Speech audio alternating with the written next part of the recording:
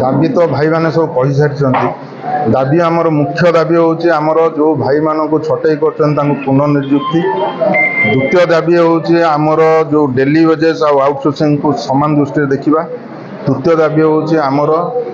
सबुठ मुख्य दाबी आमर रेगुलाराइजेशन। मो व्यक्तित्व कथा मु कहूँ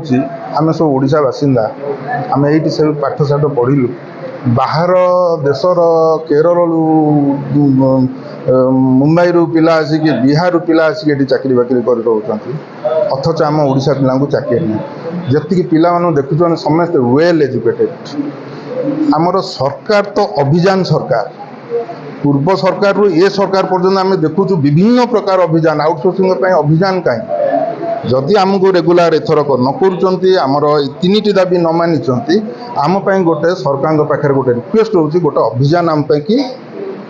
करंतु आउटसोर्सिंग अभियान आउटसोर्सिंग निपात अभियान से अभियान ने आमको 100 ग्राम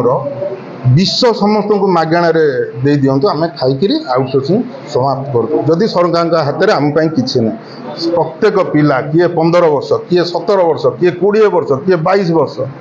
गोटे चिठी रे पिला बाहरी आम गोटे आउटसोर्सिंग योजना गोटे करूँ विभिन्न प्रकार योजना भितर ए योजना भी गोटे लगे कथा आम तो अनएम्प्लॉयड आम तो चोरी करी डकैती करी तो पैसा रोजगार करूँ ना खटुच पैसा रोजगार करूँ सी भी पुणी से चाकरी सामान काम को सामान दरमा सरकार कही 25% देकर थापुड़े देवे